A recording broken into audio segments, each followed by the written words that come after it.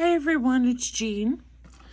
I'm back with a tutorial for you, and I was talking to a couple people about altering books, and we talked about hardbound books, cheap books, books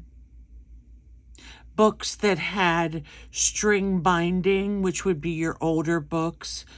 Some of the videos I watched for altering a book to make it into a journal,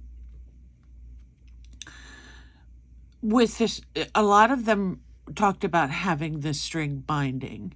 So I just proposed the question on some Facebook groups that I'm in as to whether anybody had altered something that did not have a sewn in binding of the pages and the signatures, and I got a lot of responses that you can basically alter it any way you want and anything you want. So I started with this particular book here, and the thing with this book is that I had already torn out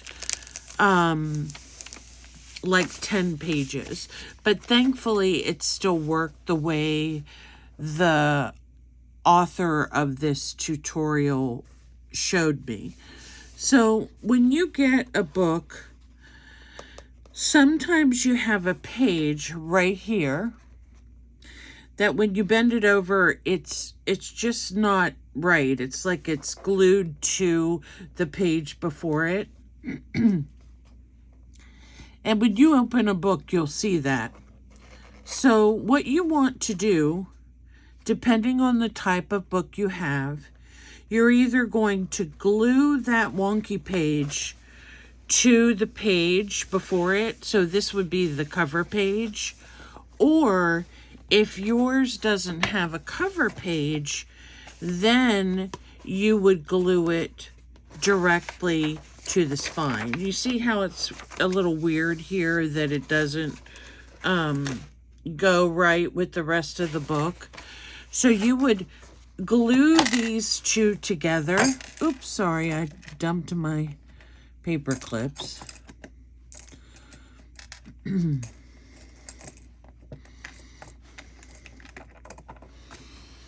I've been having trouble filming, and I hope that frustration doesn't come out to you guys, because I'm certainly excited to be here with you, and I want to, I've been wanting to explain this for a few days and haven't been able to. So this is actually just a paperback book, but it doesn't have,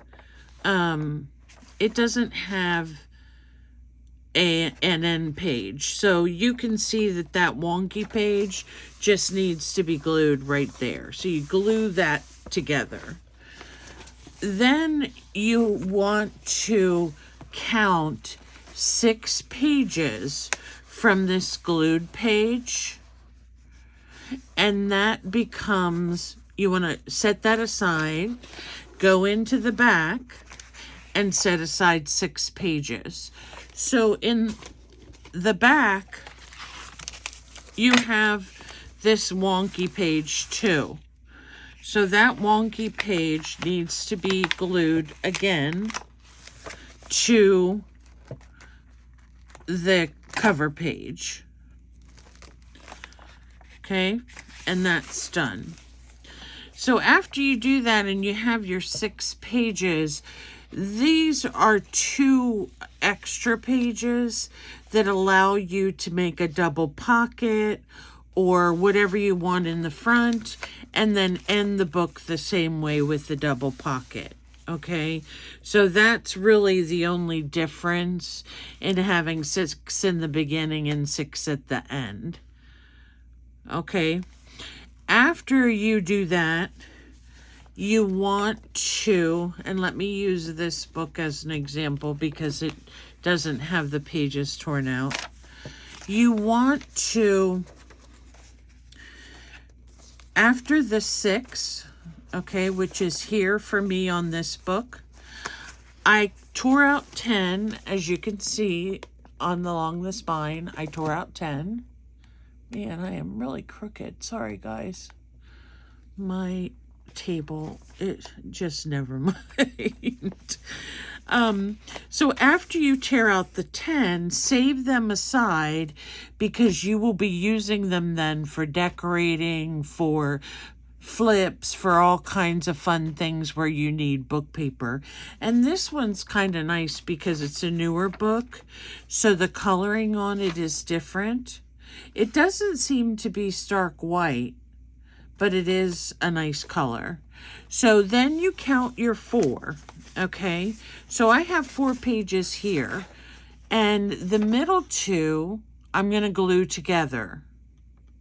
And that's just giving us some stability so that what we create on either side of it will have some substance. Now, when you do your covering of the pages, or if you decide to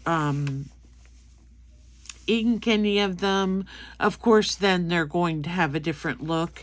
And if you do add an envelope or doily or something else that you actually put on this page, then that just makes it a little bit thicker, and that's fine. So what I did here, this is kind of like an airplane fold, and what I would do is just, after I finish covering and decorating whatever I'm going to do, then I would take this and glue it right here so that I would have the ability to have different pockets. And then here are the 2 that I'm going to glue together. And then here's the last page that I'm making into an envelope. Okay? So after 4, I'm going to tear out 10 more. 1, 2, 3, 4, 5, 6, 7, 8,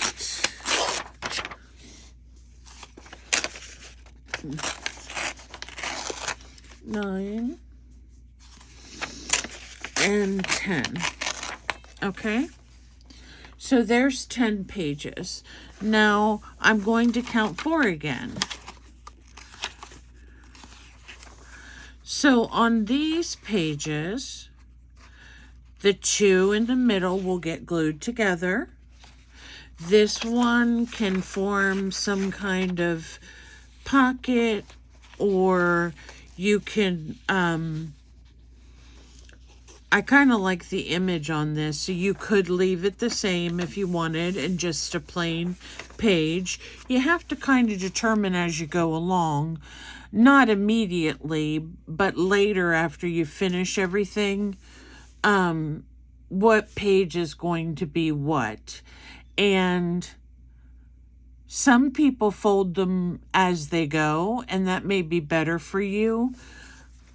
I'm just going to leave that one the same. I'm going to glue these 2 in the middle. And then I have this page that I could actually turn this way so I can get that really cool, this really cool background here. So I could just put it over like this if I wanted to make a pocket then. Then I'm going to tear out 10 more, okay? And then I'm going to save 4. And then I'm going to tear 10, and then I'm going to save 4. So that is the process for altering the book. The most, I think, maybe confusing part is about what to do with the front and the back. Just take that wonky page. You can see this page too when you try to flatten it. It's a little bit shorter. It's because it's stuck to the cover or stuck to the the cover sheet. Okay, so that's why you want to get rid of it and glue it to the sheet in front of it. That way you're not having a problem with trying to make that wonky sheet lay down and be perfect. Okay, and then for the 6 that we saved, remember 4 is the signature part that we're keeping. Well, when you do 6, I'm just going to do it this way because I like this black.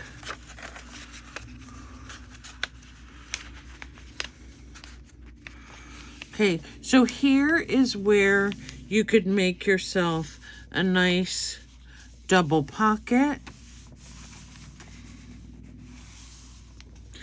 And then everything would fit in here. Okay, so you can do that either. That is the way I would do it if you have some kind of decoration you want to keep.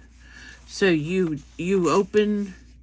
fold these, you glue this and this down, and then you glue this and this down, and then you have a pocket piece, correct? Don't forget to cover this piece unless you're leaving it alone. And then that's page 1 of your 4. And so you would take these 2 right here and glue them together. And then this is your last page of the 6. And you can just make some kind of pocket. You don't have to do folds like I do. You can do folds any way you want. You can come up with any creative way to fold your pages. Or, as I said, I'm probably going to leave this page blank because I love this image. I guess it depends on what the theme of my book will be, but even if I don't use this image, I can certainly do something fun here, maybe with another image, or maybe cut this out and put vellum in there, who knows. And then I have the 2 pages I'm gluing together, and then I have my last page.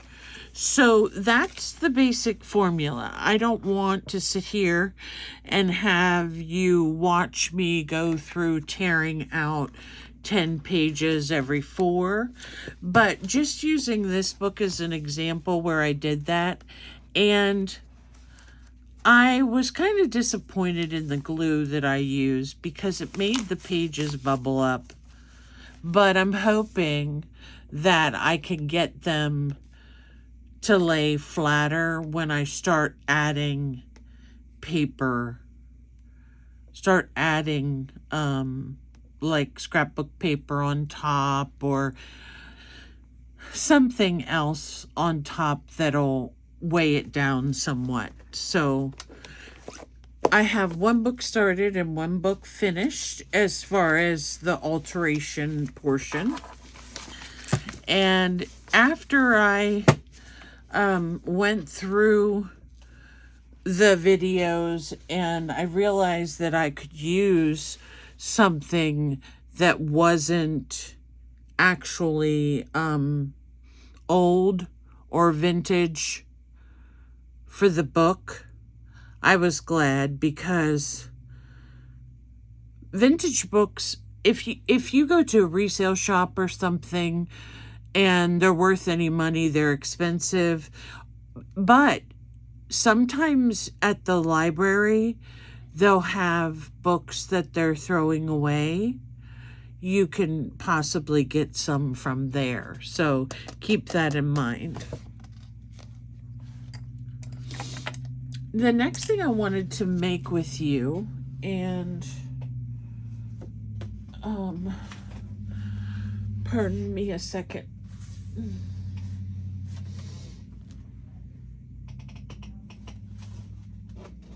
I need to see if I could find a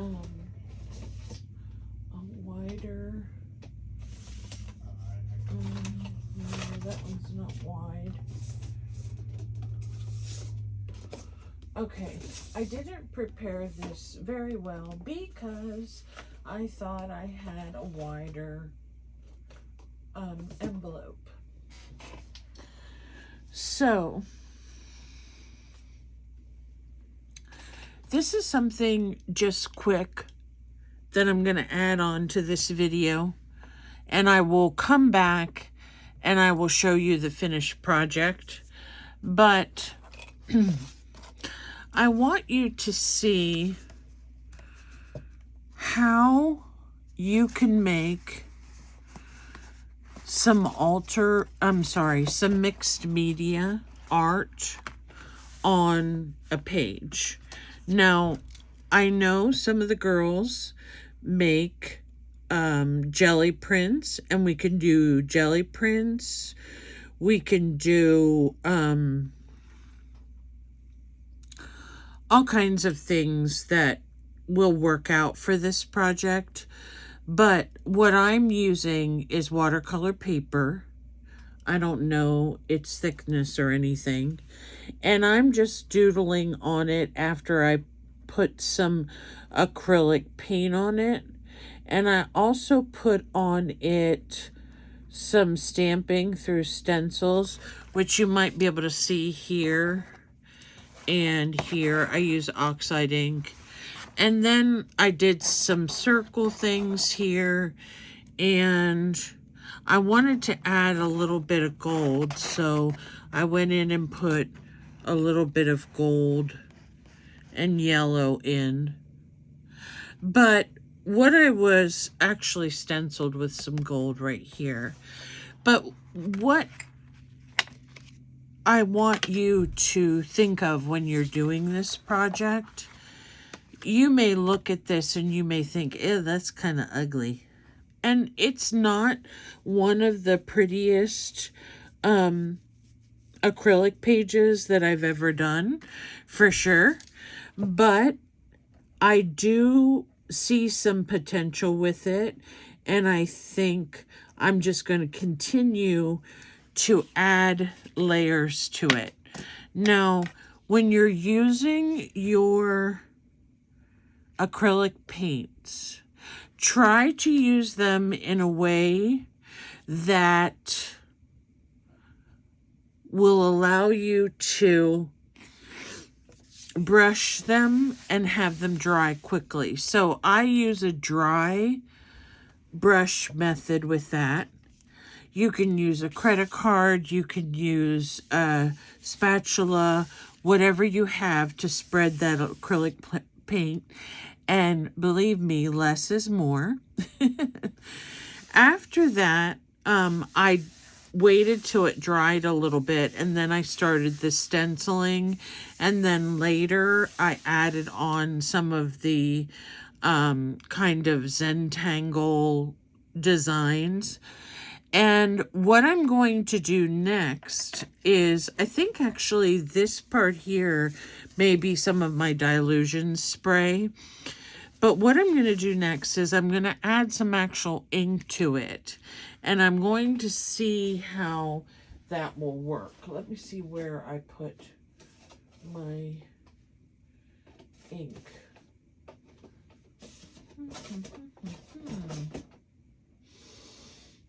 In here? No.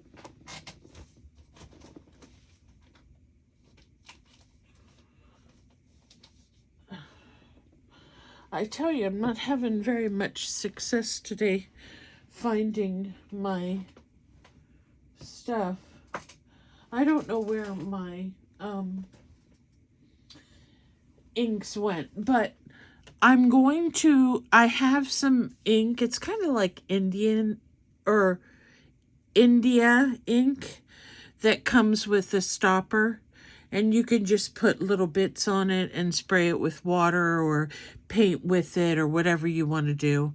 And then you can, on top of that, use watercolor crayons or gelatos or whatever you want. And before, after, what I did before I started making all this beautiful mess here is I folded the watercolor paper in, I was going to say fourths, but it actually gives you 8 pieces. So you first fold it in half this way, and then you fold it in half this way, and then you fold it in half again. And what we will have when we're all finished is a mini journal. And the reason why I like this idea is because it's quick. You automatically have this fabulous background that you can add things to or decide not. I'm just looking at my pages. I really like this one and this one. So sometimes in smaller doses, they really look cool, right? And then on the back side, you get this cool one. And here's one with the lettering. Here's one just with a swash of rainbow colors, and that's really pretty. And that's something I wanted to mention too. A lot of us may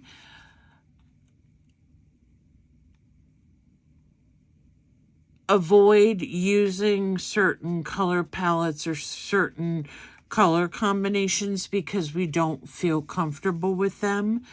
But for goodness sake, go out of your comfort zone and make something really beautiful, because sometimes, especially those of us who design in a more vintage style, we are used to browns and creams and light pink and colors that are beautiful, but colors that are not vibrant and in your face.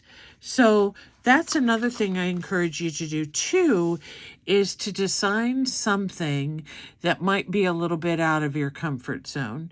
And to remember, you look at the piece like this and you may think, oh my goodness, but then when you look at the piece as a small journal, it's a really cool piece. I really like it. So I'm going to be exploring this a little bit further because I want to add some other layers to it. I'm going to keep the layers flat. And what that means is I'm not going to use any texture paste or anything that's going to build up on here too much that won't allow my designs that I'm going to put in my little book go, they won't go flat because of the bumpiness. So I'm not going to be using any of that type of mixed media, but I am going to continue making some marks and some color on this. I may use some gesso to white out some of the color. And I use metallics too, and I think they give a real pretty sheen to this. So the basic, if you're going to try this along with me, you do need to have a thicker piece of cardstock, mixed media paper, or watercolor paper. The reason that I say watercolor paper is because it does absorb a lot of medium. Sometimes if you use a piece of heavy cardstock, the colors can seep through to the back, which is fine if it does, but then it makes it weaker. It's not as strong. So just keep that in mind for whatever you use. If you have any pieces of, if you don't have watercolor paper, but you have some pieces of a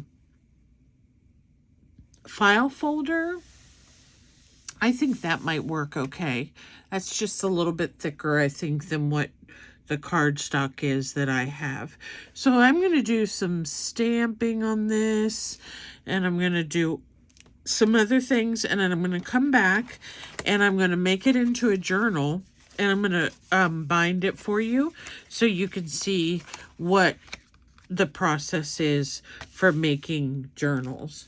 So that is my video for today, and I hope to see you all tomorrow. Tomorrow is Arm's Length Saturday. I don't have a specific project in mind. However, I will be participating. When I went out to my son's graduation, my son graduated, by the way, yesterday. It was very, very difficult for me. And I'm in a lot of pain right now. So tomorrow, if I do participate, I'm going to be definitely cheering on the other participants. So come on out and enjoy Arm's Length Saturday with us. I think it's Saturday tomorrow. Yeah. And hopefully that'll get our juices flowing for next week. So hello to my friend Brenda, my friend Caroline, Hazel, Kim, Thelma, all of you girls that are having fun in New Brunswick. I will see you all again soon. Bye for now.